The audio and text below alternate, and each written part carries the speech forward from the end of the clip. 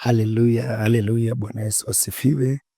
Tunashukuru kwa namna mnavyotufuatilia, ikiwa ni siku ya 3 ya kipindi chetu, na somo letu linasema ongea lugha ya imani. Naomba nikuombee kabla sijaanza kufundisha. Baba, katika jina la Yesu, asante kwa uaminifu wako, tunajiachilia kwako, tunaomba utufundishe mwenyewe kwa msaada wa Roho Mtakatifu wako, katika jina la Yesu, amen. Somo linasema ongea lugha ya imani ili uweze kufanikiwa. Ukweli ni kwamba unapozungumza habari ya lugha ni kitu ambacho kinatuunganisha. Lugha inaweza kumuunganisha mtu mmoja kwenda mtu mwingine. Kwa mfano sisi wa Tanzania tunaongea Kiswahili, na Kiswahili kinatuunganisha sisi wote. Mtu ambaye anaongea Kinyakyusa kina uwezo wa kuwaunganisha Wanyakyusa na watu ambao wanaifahamu hiyo lugha. Lugha sio ngumu, lakini lugha ni ngumu kwa watu ambao hawaifahamu. Lakini kwa watu ambao wanaifahamu lugha husika, wakiweza kuongea lugha kwao inakuwa sio ngumu. Lakini hata kama lugha ni ngumu, una uwezo wa kujifunza. Tunapozungumza habari ya lugha ya imani, tunakuja kugundua kwamba imani ni lugha. Imani ni lugha ambayo ina uwezo wa kutuunganisha sisi na Mungu, lakini pia ina uwezo wa kutuunganisha sisi na mazingira ya rohoni, ina uwezo wa kutuunganisha sisi na malaika. Nakumbuka siku moja nilikuwa kwenye semina. Wakati nilipo kwenye semina pale, nikamtazama mama mmoja. Nilipomtazama nikamwambia, mama, mtoto wako atapata mapacha. Yule mama akaruka juu. Alipoluka, nguvu za Mungu zikamfunika. Akasema, mtumishi, umejuaje? Nikasema, mama, mimi na wewe tunaongea lugha moja, na ndio maana tunaelewana.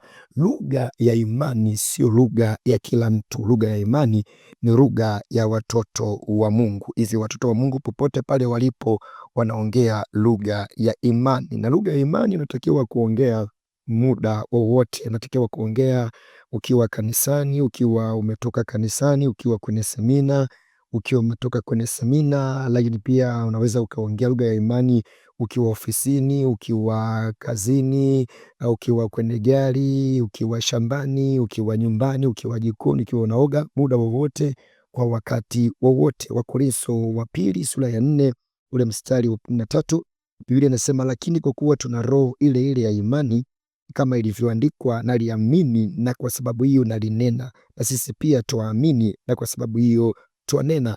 Ukitizama ili andiko utagundua kwamba imani ni roho. Kama imani ni roho, roho hii inaitwa imani ina uwezo wa kunipa usemi, ina uwezo wa kuniwezesha kuongea. Kwa imani ni roho ambayo inatusaidia kuongea, na kile tunachokiongea kinaitwa lugha ya imani. Kile tunachokiongea kinaitwa lugha ya imani. Ngoja nikuonyeshe lugha ya kwanza ya imani. Lugha ya kwanza ya imani tunasema ongea na mazingira na vitu, au yasemeshe mazingira na vitu, au yaamuru mazingira na vitu. Ongea na mazingira na vitu, au yasemeshe au yaamuru mazingira na vitu. Ukisoma kile kitabu cha Warumi ile sura ya 11 ule mstari wa 3, Biblia inasema, kwa imani twafahamu ya kuwa ulimwengu uliumbwa kwa neno la Mungu, hata vitu vinavyoonekana havikufanywa kwa vitu vilivyo dhahiri. Anaposema kwa imani twafahamu, maanake ndani ya imani kuna ufahamu unaotusaidia kujua kwamba ulimwengu uliumbwa kwa neno, lakini pia kufahamu unaotusaidia kujua kwamba kitu chochote kinachoonekana hakikufanywa kwa vitu vilivyo dhahiri, kilifanywa kwa vitu visivyo dhahiri. Maanake chochote kinachoonekana asili yake ni rohoni. Kama asili yake ni rohoni, maana yake chochote ambacho asili yake ni rohoni kina uwezo wa kusikia. Kwa sababu hiyo, mazingira yanasikia, ndoa inasikia, masomo yanasikia, biashara inasikia. Tunaenda sawa? Okay, nyingine ndani zaidi. Jua linasikia, mwezi unasikia, nyota zinasikia. Nyingine ndani zaidi. siku inasikia. Unaposema siku ya Jumatatu inasikia. Wiki inasikia. Unaposema mwezi wa pili, mwezi wa tatu, mwezi unasikia. Unaposema mwezi wa tano unasikia. Unaposema mwaka 2025 unasikia. Wadudu wanasikia, wanyama wanasikia, mimea inasikia, maji yanasikia, bahari inasikia, maziwa yanasikia, ardhi inasikia, magonjwa yanasikia. Ilo li typhoid, ilo li malaria linalokutesa, ilo li kansa linasikia, bawasiri inasikia. Sijui unanielewa mtoto wa Mungu? Kama unanielewa hapo ulipo, sema amen, mtumishi wa Mungu, nimekuelewa. Tunaendelea, kwa sababu hivi vitu vyote vinasikia na mazingira yanasikia. Kinachoweza kuwahamisha watu kutoka mkoa mmoja kwenda mkoa mwingine, wilaya moja kwenda wilaya nyingine, nchi moja kwenda nchi nyingine. Niligundua watu wengi wanahama mkoa mmoja kwenda mkoa mwingine. Ukiwauliza kwa nini mama, utasikia ule mkoa haukunisapoti kufanikiwa, ile wilaya haikunisapoti kufanikiwa, ile nchi haikunisapoti kufanikiwa. Utagundua shida sio wilaya, shida sio nchi, shida ni kwamba hawakujua namna ya kuyasemesha mazingira ya hiyo nchi, mazingira ya huo mkoa, mazingira ya hiyo wilaya. Hawakujua namna ya kuyasemesha yale mazingira kwa imani, ili yale mazingira yaanze kutengeneza mafanikio yao. Una uwezo wa kuyasemesha mazingira na mazingira yakakutengenezea mafanikio makubwa ya biashara, mafanikio makubwa ya huduma, mafanikio makubwa ya masomo, mafanikio makubwa ya kilimo na katika maeneo mbali mbali. Kwa hiyo usikae kwa huzuni, hakikisha unasemesha mazingira na vitu. Nilipogundua hii siri, nilivyogundua hii siri, nilichukua siku moja fedha, nikajua kabisa kwa kuwa fedha inasikia. Nikachukua noti 10,000 nikaibandikia mikono, nikasema, wewe fedha, najua unasikia, nenda kawaambie wenzio mali popote walipo, mtumishi Addison anawahitaji.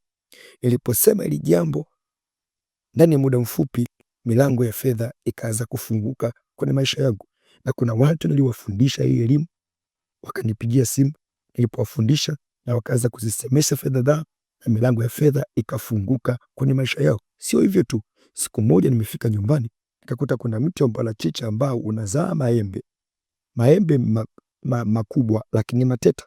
Nikausogelea ule mti, nikausemesha, nikauambia, wewe mwembe, najua unanisikia, kuanzia sasa maembe yako yakomae na kila atakayekula ayafurahie nikiwepo na mimi Addison. Nikageuka nikaondoka. Baada ya siku kadhaa niliporudi nyumbani nikakuta wazazi wanakula maembe na wanafurahia. Nilipouliza ni mti gani, wakaniambia ni mti kwa kule nyuma ambao ulikuwa unatutesa, maembe makubwa ila yakomai, ni mateta. Haleluya! Nikachukua kisu nikaenda kwenye ule mti, nilipokata maembe nikagundua yamekomaa, nikayafurahia, nikasema aise, kumbe imani ni nzuri zaidi. Jina la Bwana limebarikiwa sana. Kuna mtu mmoja pia alipojifunza hili jambo akasema, ngoja nifanyie kazi hii lugha ya imani. Akamuona mbuzi yuko mbali, akasema, katika jina la Yesu, wewe mbuzi njoo kwenye miguu yangu. Yule mbuzi akainua shingo akasema, mee, hakuja. Akasema, no. Nirudie tena. Akasema, wewe mbuzi, ninakuita katika jina la Yesu, uje kwenye miguu yangu. Yule mbuzi alikuwa yuko mbali, akatoka pale aliko akaja kwenye miguu ya yule mtu, akalia mee. Yule mtu akasema, aya, ondoka, mimi nilikuwa nafanya mazoezi imani yangu, nilikuwa nafanya mazoezi lugha ya imani, kumbe nimejua mnasikia. Sasa nitaanza kutumia imani kama lugha kusemesha vitu na wanyama na kusemesha kitu chochote kwenye maisha yangu. Ndipo yule mtumishi na yule mtu akaendelea kutumia imani kusemesha vitu vingi kwenye maisha yake, na vitu vingi kwenye maisha yake vikatokea. Tulipokuwa kwenye semina eneo moja, tukawafundisha watu, jamani, magonjwa yanasikia, yasemesheni ya magonjwa yaweze kuachia. Mama mmoja alipotusikia namna hiyo akasema, kumbe nateseka, kumbe magonjwa yanasikia. Alikuwa na vidonda yule mama mdomoni, alikuwa hawezi kula. Akaenda nyumbani akasonga ugali, akayasemesha yule magonjwa, akasema, vidonda fanyeni haraka, ondokeni katika jina la Yesu. Maana mtumishi amefundisha, anasema, nyie magonjwa mna uwezo wa kusikia, haya ondoka. Akasonga ugali, akabugia tonge, akala, akawa mzima. Haleluya, jina la Bwana libarikiwe. Kwa namna hii na wewe usemeshe ugonjwa wako. Unaumwa nini? Kama una uvimbe, ibandikie mkono, usemeshe uvimbe, sema, wewe uvimbe, fanya haraka, ondoka kwa jina la Yesu. Una malaria, isemeshe malaria. Unaumwa ukimwi, usemeshe ukimwi. Unasikia? Una kansa, isemeshe kansa. Katika jina la Yesu ina uwezo wa kusikia na ina uwezo wa kuondoka. Ukisoma kile kitabu cha Mathayo ile sura ya 21 ule mstari wa 18, Biblia inasema hata asubuhi alipokuwa akienda mjini, aliona njaa, akaona mtini mmoja kando ya njia, akauendea, asione kitu juu yake ila majani tu, akauambia, yasipatikane matunda kwako tangu leo hata milele. Mtu kanyauka mara. Wow! Mstari wa 20, wanafunzi walipoona walistaajabu, wakisema, jinsi gani mti umenyauka mara.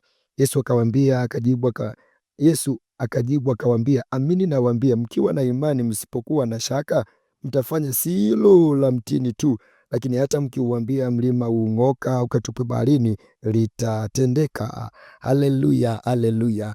Huyu ni Yesu. Ameona njaa, kausogelea mti ili apate kitu, yani matunda. Akakuta mti hauna matunda, akauambia mti, haleluya, haleluya, akauambia, kuanzia leo asipatikane matunda kwako leo na hata milele. Biblia inasema mti ukanyauka. Wanafunzi wakashangaa.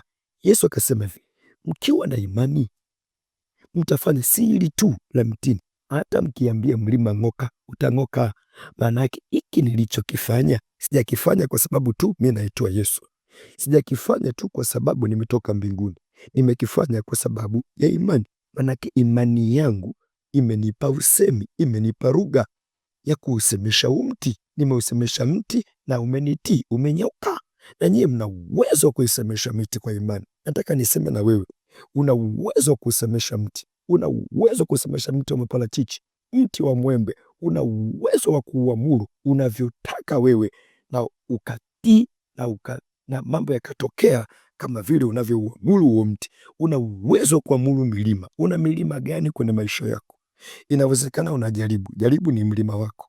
Inawezekana una changamoto, changamoto ni mlima wako. Hiyo milima ya changamoto, hebu isemeshe. Hiyo milima majaribu, hebu isemeshe. Kuna mwimbaji mmoja aliimba, alisema ongea na tatizo lako. Maana yake una uwezo wa kuliambia tatizo, fanya haraka, ondoka kwenye maisha yangu. Una uwezo wa kuliambia wewe jaribu, fanya haraka.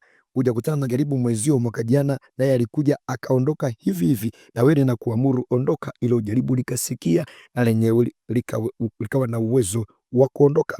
Yoshua ile sura ya 10 ule mstari wa 12, Biblia inasema, ndipo Yoshua akanena na Bwana katika siku hiyo ambayo Bwana aliwatoa Waamori mbele ya wana wa Israeli, akasema mbele ya macho ya Israeli, wewe jua simama kimya juu ya Gibeoni, na wewe mwezi simama katika bonde la Ayaloni. Ndipo jua likasimama na mwezi ukatulia, hata hilo taifa lilipokuwa limekwisha kujipatiliza juu ya adui zao. Ukisoma hizi habari utagundua mfalme wa Yerusalemu alikasirika sana kuona mji wa Gibeoni umefanya mapatano na wakina Yoshua.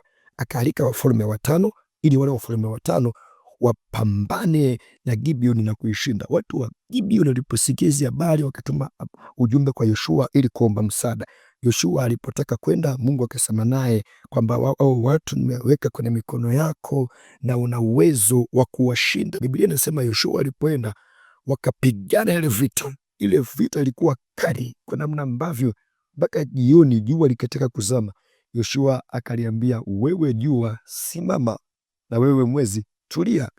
Okay, jua likamtii Yoshua, halikuzama, na mwezi ukamtii Yoshua, haukutokea. Nini kilitokea hapa? Manake Yoshua alitumia imani, akalisemesha jua, jua likasikia. Alitumia imani, akausemesha mwezi, mwezi ukasikia. Huyu mtu ni mtu wa imani. Alitumia imani, akasema neno tu. Kama Yoshua alitumia imani kusemesha jua na mwezi, manake na wewe una uwezo wa kutumia imani kuyasemesha mazingira yako unavyotaka yatokee na yakatokea. Una uwezo wa kuiambia ndoa yako, wewe ndoa, sikia, njoo sebuleni, mimi na mme wangu hatuna mpango wa kugombana. Iambie ndoa yako, inasikia. Mimi na mke wangu hatuna mpango wa kugombana, hatuna mpango wa kuachana. Ile ndoa itasikia. Ile ndoa itasababisha furaha na amani kwenye maisha yetu, kwa sababu itasikia maneno yako. Haleluya! Nisikilize mwanafunzi, inawezekana uelewi jogi, inawezekana uelewi mathematics. Mathematics inasikia, jogi inasikia, history inasikia. Siku moja chukua daftari la history, liambie wewe history, mimi kuanzia leo nitakuelewa katika jina la Yesu. Lisemeshe hilo somo, litakuelewa.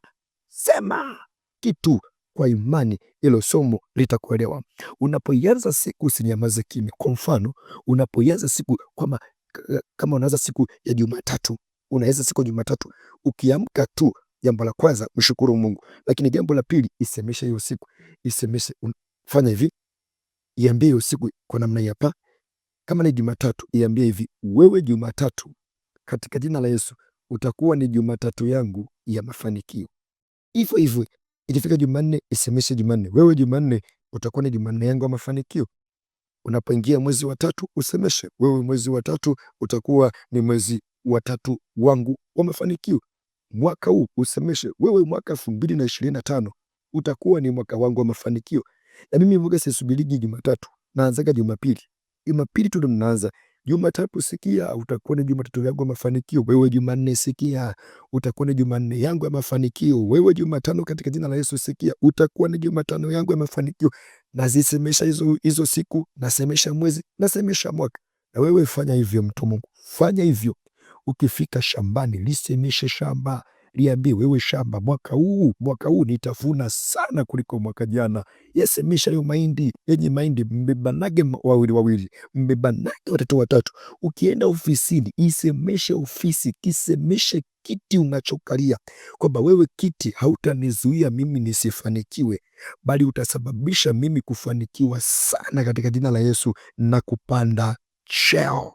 Haleluya, haleluya.